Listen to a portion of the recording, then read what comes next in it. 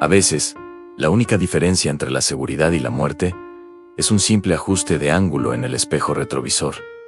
Una verdad que aprendí de la peor manera posible. Lo que vi esa noche no estaba físicamente en mi coche, pero de alguna manera estaba allí ocupando el espacio que mis ojos se negaban a reconocer. Sucedió un martes de noviembre, alrededor de las 2 de la mañana, mientras conducía de regreso a casa, tras un turno doble en el almacén, que me había dejado exhausto y con los nervios a flor de piel. La ruta era la misma de siempre, una carretera secundaria que serpentea a través de una zona boscosa densa, un tramo de asfalto viejo, donde las farolas son un lujo que desaparece apenas sales de los límites de la ciudad, para internarte en el vacío. El silencio dentro del coche era absoluto, roto únicamente por el zumbido constante de los neumáticos contra el pavimento irregular y el crujido ocasional de los plásticos del tablero. Había una niebla baja y pesada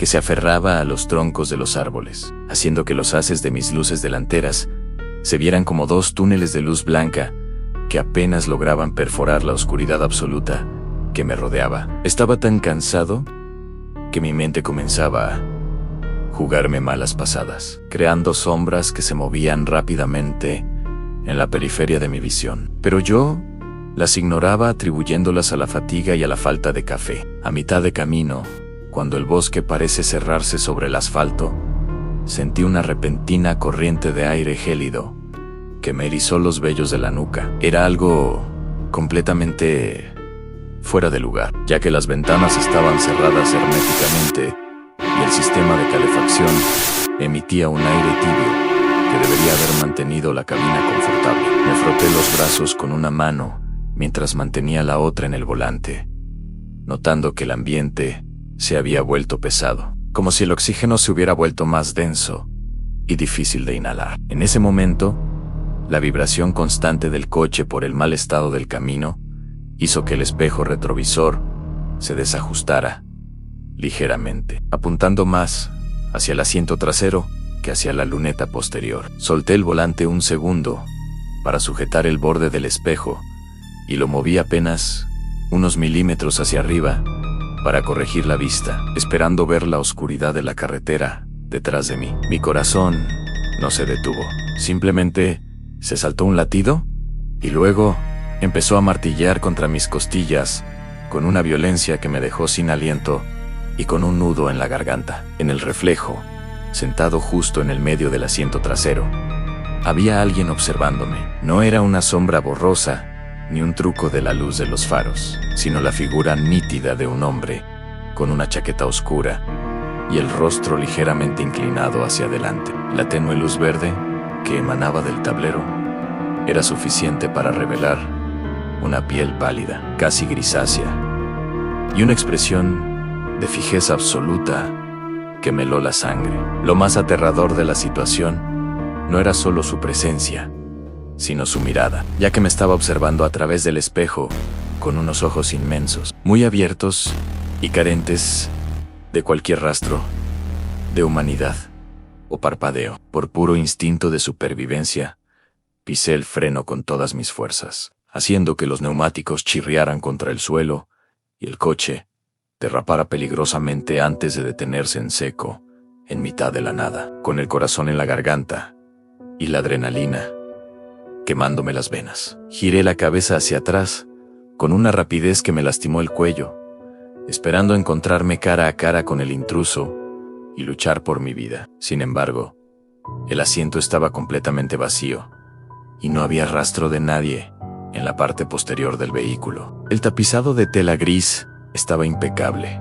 Mis pertenencias seguían en el suelo tal como las dejé y los seguros de las puertas traseras permanecían cerrados, lo que hacía imposible que alguien hubiera entrado o salido en ese lapso de tiempo. Solté un suspiro tembloroso, una mezcla de terror y alivio, mientras me decía a mí mismo que solo era el cansancio extremo, manifestándose en alucinaciones visuales complejas. Me quedé allí sentado en la penumbra, escuchando el motor al ralentí y mi propia respiración agitada, forzando a mis manos a soltar el volante que había estado apretando hasta dejar mis nudillos blancos por la tensión. Me tomó un par de minutos recuperar la compostura necesaria para volver a poner el coche en marcha, convencido de que si me quedaba allí parado en la oscuridad, mi imaginación solo empeoraría las cosas. Volví a acelerar con cautela, pero mientras avanzaba por el camino neblinoso, una duda punzante se instaló en mi nuca y la sensación de ser observado regresó con una fuerza abrumadora. Mis ojos, casi de forma involuntaria y guiados por un miedo instintivo, volvieron a subir hacia el espejo retrovisor para confirmar que todo estaba bien. Él seguía allí, pero esta vez la figura no estaba sentada contra el respaldo, sino que se había inclinado considerablemente hacia adelante. Su rostro estaba ahora a escasos centímetros de mi asiento, justo detrás de mi hombro izquierdo, permitiéndome ver a través del cristal los detalles de su piel marchita y el brillo antinatural en sus pupilas. Lo más inquietante es que, a pesar de la cercanía que mostraba el espejo, yo no podía escuchar ninguna respiración ajena, ni sentir el calor que un cuerpo físico debería desprender a esa distancia. Volví a girar la cabeza hacia atrás, en un acto de desesperación pura, buscando la realidad de aquel intruso con mis propios ojos. Pero de nuevo, no encontré absolutamente nada más que el vacío del habitáculo. Al regresar la vista al espejo, el horror alcanzó su punto máximo, cuando vi que la figura en el reflejo estaba estirando el cuello de forma antinatural, inclinándose lentamente hacia mi oreja, como si estuviera a punto de susurrarme un secreto mortal. Pude ver cómo sus labios agrietados se entreabrían lentamente, mientras su cabeza se apoyaba virtualmente sobre mi hombro. Aunque yo no sentía ningún contacto físico real, entré en un estado de frenesí total y aceleré a fondo, sin importarme las curvas ni la densidad de la niebla, mientras sentía una presión sutil, pero real, en el respaldo de mi asiento, como si alguien estuviera empujando la tela desde el otro lado del espejo. El habitáculo comenzó a oler a tierra húmeda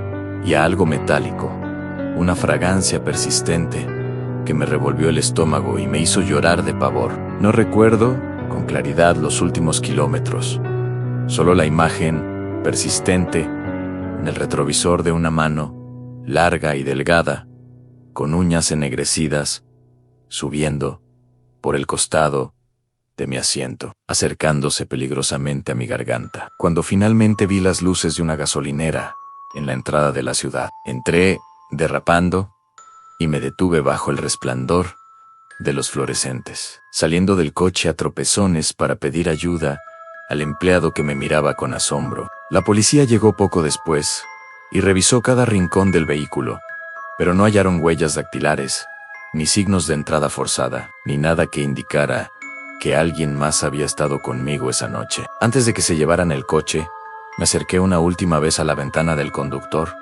y miré el espejo retrovisor desde afuera, bajo la luz intensa del establecimiento. El asiento estaba vacío, pero en la superficie del cristal, justo donde la cabeza de la figura se había inclinado en el reflejo, había una mancha de vaho circular y persistente, una marca física de un aliento que no debería existir en nuestro mundo. El pasillo detrás del cristal. A veces, el bajo precio de un alquiler no se debe a la antigüedad del edificio o a la mala zona, sino a algo que los planos arquitectónicos no pueden explicar. En aquel espejo, el reflejo de mi sala terminaba donde empezaba una pesadilla que no tenía espacio físico en nuestra realidad. Me mudé al departamento 4 Bytes a finales de octubre, convencido de que había encontrado la oportunidad de mi vida. Era un espacio amplio, con techos altos y un aire señorial que contrastaba con el precio ridículamente bajo que pedía el propietario.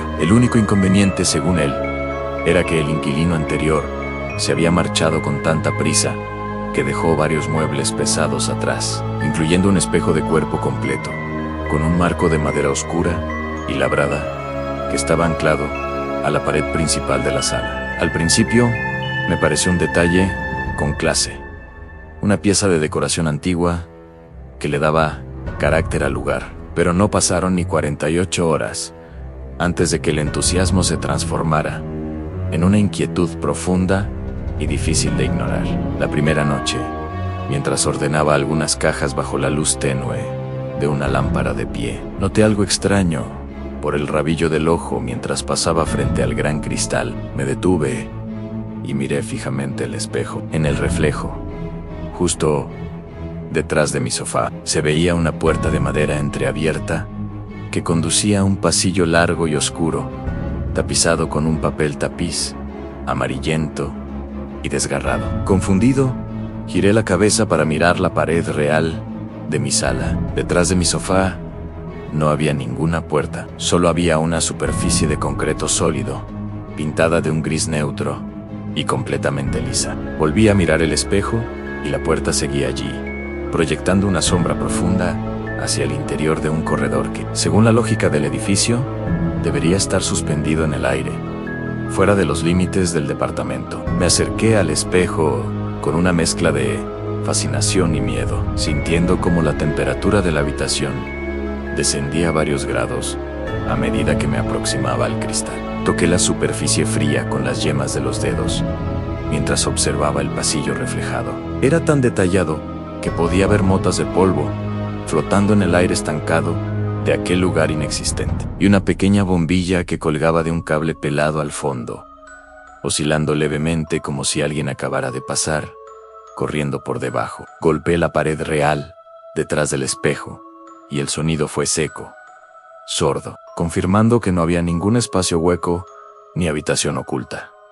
Era simplemente piedra y cemento. Sin embargo, en el mundo del cristal, ese pasillo se extendía por lo menos 10 metros hacia una oscuridad absoluta que parecía absorber la luz de mi propia sala. Durante los días siguientes, intenté cubrir el espejo con una sábana, pero siempre terminaba encontrándola en el suelo por la mañana, como si se hubiera deslizado por su propio peso o alguien la hubiera tirado con cuidado desde abajo. El silencio del departamento comenzó a volverse insoportable. Un silencio espeso que solo se rompía por el crujido de la estructura del edificio. O al menos, eso quería creer. Empecé a evitar la sala por las noches. Pero la curiosidad malsana me obligaba a echar un vistazo rápido cada vez que pasaba por el pasillo hacia mi habitación. Fue entonces cuando noté que la puerta reflejada estaba cada vez más abierta. Al principio era solo una rendija, pero pronto pude ver el marco completo y una pequeña mesa de noche situada en ese corredor. Imposible, con un vaso de agua turbia que parecía tener burbujas recientes, como si alguien acabara de beber de él. La verdadera escalada del horror ocurrió una noche de tormenta, cuando un rayo iluminó brevemente la estancia y me permitió ver, por una fracción de segundo, una silueta larga y delgada, parada al final del pasillo, en el espejo. No tenía rostro, o al menos la oscuridad no permitía distinguirlo, pero su postura era de una expectación absoluta, como si estuviera esperando una señal para avanzar. Me quedé paralizado en medio de la sala, con la respiración entrecortada y los ojos fijos en el cristal. El silencio fue interrumpido por un sonido que me hizo vibrar hasta la médula. Un golpe seco y rítmico que no venía de las paredes ni del techo, sino de la superficie misma del espejo. Toc, toc. Era el sonido inconfundible de unos nudillos chocando contra el vidrio desde el otro lado. Me acerqué temblando, impulsado por un terror paralizante, y vi, con horror, que en el lugar donde yo acababa de tocar el espejo, segundos antes, habían aparecido marcas de dedos por la parte interna del cristal, dejando un rastro de vaho que se desvanecía lentamente. Los golpes se volvieron más erráticos y desesperados, y la figura en el reflejo comenzó a caminar hacia adelante, acortando la distancia entre el fondo del pasillo y la superficie de mi sala. Cada paso que daba en el espejo se escuchaba en mi habitación como un eco sordo bajo el suelo, a pesar de que físicamente, allí, no había nada más que aire y concreto. En un ataque de pánico, agarré un pesado sujetalibros de bronce y lo lancé con todas mis fuerzas contra el espejo, esperando que estallara en 1000 pedazos y terminara con aquella visión. El impacto fue brutal, pero el espejo no se rompió. En su lugar, el cristal se onduló como la superficie de un pozo de agua negra y el objeto simplemente desapareció, hundiéndose en el reflejo y cayendo con un estruendo metálico en el suelo del pasillo amarillento que se veía dentro. Vi cómo la figura del fondo se agachaba para recoger el sujetalibros y luego levantaba la cabeza para mirarme directamente a través de la barrera invisible. Sus dedos, largos y deformes, se apoyaron contra el vidrio y empezaron a presionar con tanta fuerza que el material comenzó a ceder hacia afuera, creando protuberancias elásticas que amenazaban con romperse y dejar salir lo que sea que habitara en esa dimensión de sombras. Salí corriendo del departamento sin mirar atrás, sin llaves y sin zapatos, gritando por el pasillo del edificio hasta que un vecino me abrió la puerta. Nunca regresé por mis cosas. El propietario se negó a devolverme el depósito y afirmó que no encontró nada extraño cuando fue a inspeccionar el lugar, excepto por el hecho de que el espejo ahora estaba perfectamente limpio y la sala vacía. Sin embargo, a veces, cuando paso frente a una vitrina oscura en la calle o me miro en el espejo de un baño público, creo ver por un instante ese mismo pasillo amarillento al fondo de mi propio reflejo y escucho un suave y persistente golpeteo que me recuerda que una vez que has visto lo que hay detrás del cristal, esa puerta nunca vuelve a cerrarse del todo.